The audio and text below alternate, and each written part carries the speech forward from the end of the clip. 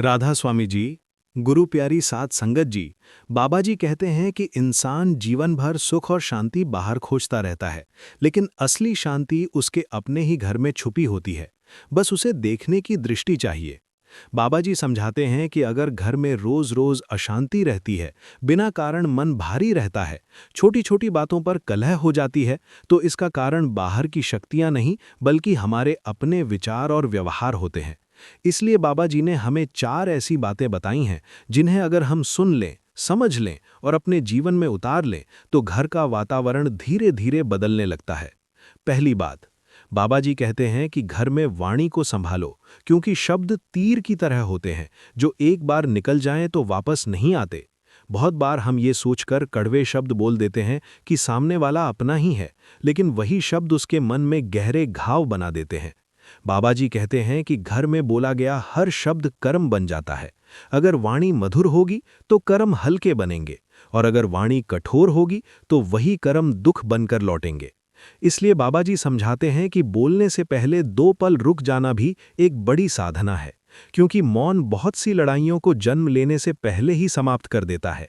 दूसरी बात, बाबा जी कहते हैं कि घर में अपेक्षाएं कम रखो, क्योंकि जहां अपेक्षाएं ज्यादा होती हैं, वहीं दुख जन्म लेता है। हम अपने ही लोगों से ये उम्मीद कर लेते हैं कि वे हमारे मन के अनुसार चलें, हमारी भावनाओं को बिना कहे समझ लें। लेकिन जब ऐसा नहीं होता तो हम दुखी हो जाते हैं, और वही दुख धीरे धीरे शिकायत और नाराजगी बन जाता है। बाबा जी कहते हैं कि प्रेम मांगने से नहीं, बल्कि देने से बढ़ता है। जिस दिन इंसान ये समझ लेता है कि मुझे बदलने की नहीं, बल्कि स्वीकार करने की जरूरत है, उसी दिन से घर में शांति की शुरुआत हो जाती है।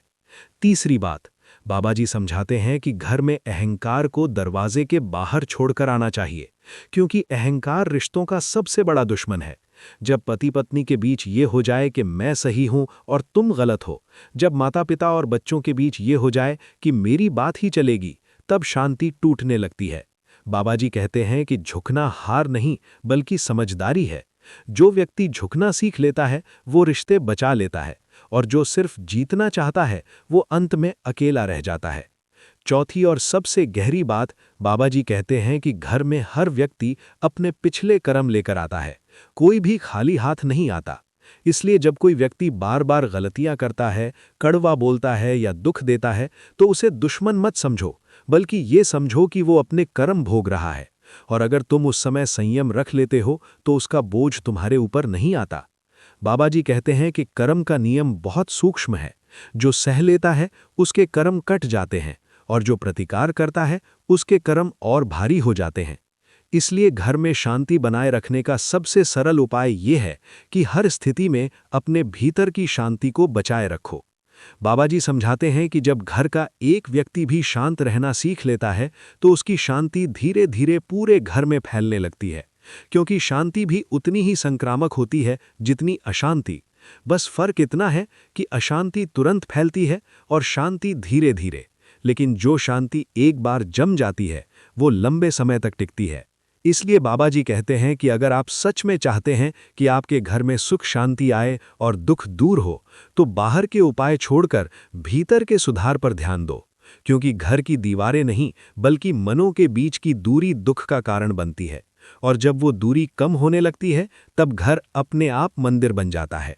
राधा स्वामी जी, गुरु प्यारी साध संगत जी, बाबा जी आगे समझाते हैं कि घर में सुख शांति बनाए रखने के लिए सबसे पहले हमें ये देखना चाहिए कि हम अपने मन को कितना अनुशासित रखते हैं, क्योंकि मन अगर बिखरा हुआ है तो वो घर में भी वही बिखराव फैलाता है। बाबा जी कहते हैं कि बहुत बार हम ये समझते हैं कि बाहर की परिस्थितियां हमें दुख दे रही हैं, लेकिन सच ये है कि दुख हमारी प्रतिक्रिया से पैदा होता है। एक ही बात किसी को हंसा देती है और किसी को रुला देती है। फर्क परिस्थिति में नहीं, बल्कि मन की अवस्था में होता है। इसलिए बाबा जी कहते हैं कि जो व्यक्ति अपने मन को समझ लेता है, वो घर की आधी समस्याओं का समाधान अपने आप कर लेता है। बाबा जी ये भी बताते हैं कि घर में शांति के लिए सबसे जरूरी है धैर्य, क्योंकि रिश्ते तुरंत नहीं संभलते। जैसे घाव भरने में समय लगता है, वैसे ही टूटे हुए विश्वास और मन भी धीरे धीरे ही जुड़ते हैं। अगर हम हर बात का तुरंत परिणाम चाहते हैं, तो निराशा हाथ लगती है। बाबा जी कहते हैं कि बीज आज बोया जाता है, लेकिन फल समय आने पर ही मिलता है। इसलिए अगर आज आप संयम से बोल रहे हैं, प्रेम से व्यवहार कर रहे हैं और फिर भी सामने वाला वैसा जवाब नहीं दे रहा, तो निराश मत होइए, क्योंकि कर्म अपना हिसाब धीरे धीरे पूरा करता है। बाबा जी समझाते हैं कि घर में अक्सर दुख इसलिए बढ़ जाता है क्योंकि हम तुलना करने लगते हैं, किसी के घर से अपने घर की, किसी के जीवन से अपने जीवन की। और तुलना कभी भी शांति नहीं देती, क्योंकि हर घर की कहानी अलग होती है और हर व्यक्ति का कर्म अलग होता है। जब हम ये समझ लेते हैं कि जो मुझे मिला है वो मेरे कर्म का परिणाम है और जो दूसरे को मिला है वो उसके कर्म का फल है, तब ईर्ष्या अपने आप शांत हो जाती है। बाबा जी कहते हैं कि ईर्ष्या वो आग है जो सबसे पहले अपने ही घर को जलाती है। इसलिए जो व्यक्ति अपने हिस्से को स्वीकार कर लेता है वही सच्चा सुखी होता है। बाबा जी ये भी बताते हैं कि घर में सुख शांति के लिए क्षमा बहुत आवश्यक है। बिना क्षमा के कोई भी रिश्ता लंबा नहीं चल सकता। हम अक्सर कहते हैं कि मैं माफ़ कर देता हूं, लेकिन भीतर ही भीतर बात को पकड़े रहते हैं और वही बात समय समय पर फिर से उभर आती है। बाबा जी कहते हैं कि सच्ची क्षमा वो होती है जिसमें बात को याद करने की इच्छा भी समाप्त हो जाए, क्योंकि जब तक स्मृति में कड़वाहट है तब तक मन पूरी तरह मुक्त नहीं हो सकता। बाबा जी ये भी समझाते हैं कि क्षमा करना सामने वाले के लिए नहीं, बल्कि अपने मन की शांति के लिए होता है। जिस दिन इंसान ये समझ लेता है उस दिन से वो हल्का होने लगता है। बाबा जी आगे कहते हैं कि घर में शांति बनाए रखने के लिए समय देना बहुत ज़रूरी है। हम अपने काम, अपने फ़ोन, अपनी चिंताओं में इतने उलझ जाते हैं कि अपनों के लिए समय ही नहीं बचता। और फिर कहते हैं कि रिश्तों में दूरी क्यों आ रही है। बाबा जी कहते हैं कि रिश्ते शब्दों से नहीं बल्कि उपस्थिति से मजबूत होते हैं। जब आप किसी के पास होते हैं, ध्यान से सुनते हैं, बिना टोके सुनते हैं, तब सामने वाला अपने आप जुड़ाव महसूस करता है। बाबा जी ये भी कहते हैं कि घर में सुख शांति का एक बड़ा रहस्य ये है कि हम हर दिन थोड़ी सी कृतज्ञता का अभ्यास करें। जो हमारे पास है उसके लिए धन्यवाद देना सीखें, क्योंकि जो व्यक्ति केवल कमी देखता है उसके मन में कभी संतोष नहीं आता, और जहां संतोष नहीं होता वहां शांति नहीं टिकती। बाबा जी कहते हैं कि संतोष कोई वस्तु नहीं बल्कि एक दृष्टि है, और जिस दिन ये दृष्टि बदल जाती है उस दिन घर का वातावरण भी बदलने लगता है। इसलिए बाबा जी हमें ये याद दिलाते हैं कि अगर आप चाहते हैं कि आपके घर में दुख दूर हो और सुख शांति आए, तो पहले अपने मन को वो स्थान बनाइए जहां शांति टिक सके, क्योंकि मन शांत होगा तो घर शांत होगा, और मन अशांत होगा तो सबसे सुंदर घर भी बोझ लगने लगेगा। राधा स्वामी जी, गुरु प्यारी साध संगत जी, बाबा जी ये भी बताते हैं कि घर में दुख तब बढ़ता है जब हम हर बात को अपने अहंकार से जोड़ लेते हैं। कोई बात कह दे तो हमें लगता है कि मेरा अपमान हो गया, कोई हमारी इच्छा के विपरीत कर दे तो हमें लगता है कि मेरी कदर नहीं है। लेकिन बाबा जी समझाते हैं कि हर बात हमारे बारे में नहीं होती। बहुत बार सामने वाला अपने ही मन के बोझ में उलझा होता है और अनजाने में कड़वे शब्द बोल देता है। अगर हम हर शब्द को दिल पर ले लेंगे तो मन कभी हल्का नहीं हो पाएगा। इसलिए बाबा जी कहते हैं कि सुनने की कला सीखो। हर बात पर प्रतिक्रिया देना जरूरी नहीं होता। बहुत सी बातें अनसुनी कर देने से ही समाप्त हो जाती हैं। बाबा जी ये भी कहते हैं कि घर में सुख शांति के लिए सीमाएं बहुत आवश्यक हैं। प्रेम का अर्थ ये नहीं कि हम अपना अस्तित्व ही खो दें। जब इंसान खुद को ही थका देता है तब उसके भीतर चिड़चिड़ापन पैदा होता है, और वही चिड़चिड़ापन रिश्तों में कड़वाहट लाता है। इसलिए बाबा जी कहते हैं कि अपने लिए भी समय निकालो, अपने मन को भी विश्राम दो, क्योंकि जो खुद खाली हो जाता है वो दूसरों को क्या देगा।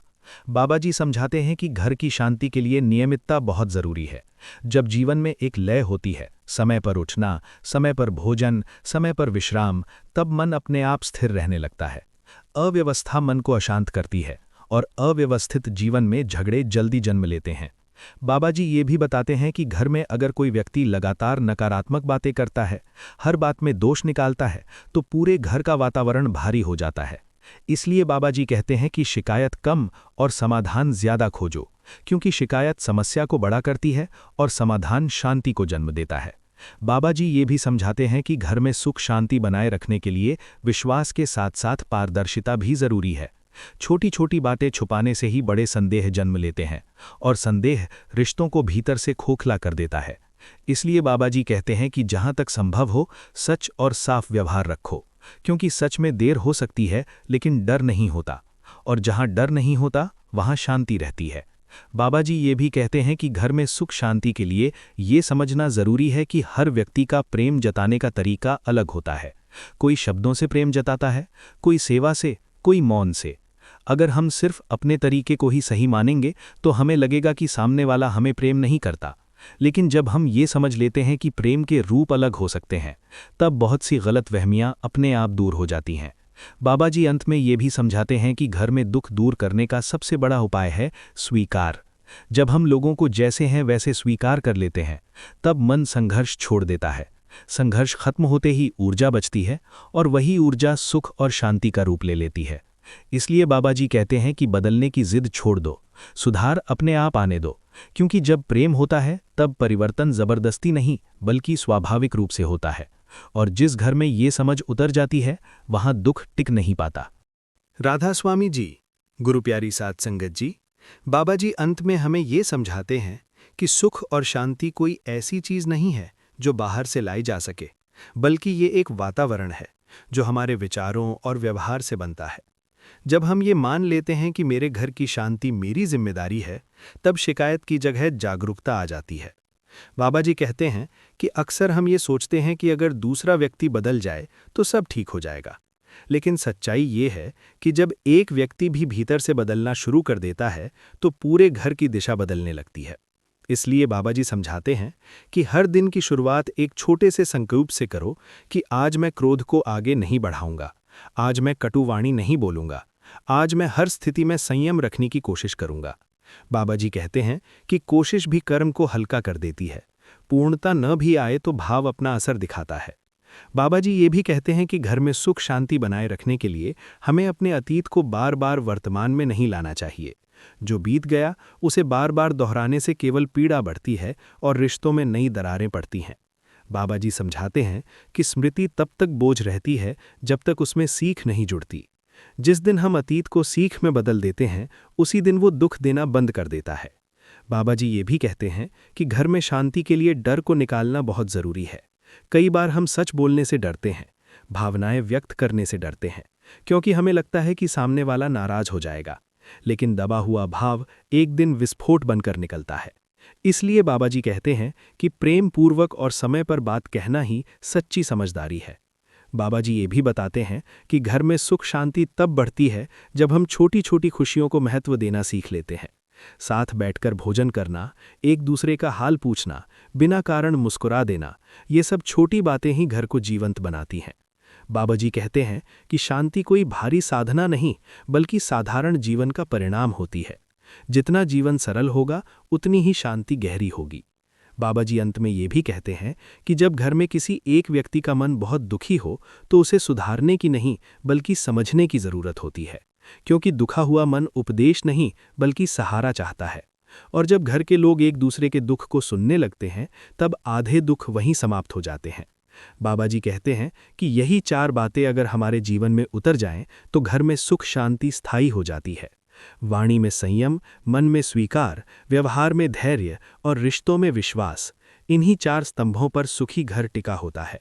और जब घर सुखी होता है तब बाहर की परेशानियां भी छोटी लगने लगती हैं।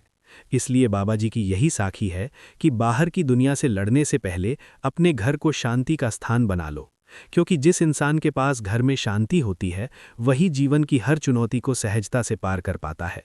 और यही बाबा जी का संदेश है, यही राधा स्वामी साखी का सार है कि सुख शांति कोई चमत्कार नहीं बल्कि सही समझ का परिणाम है।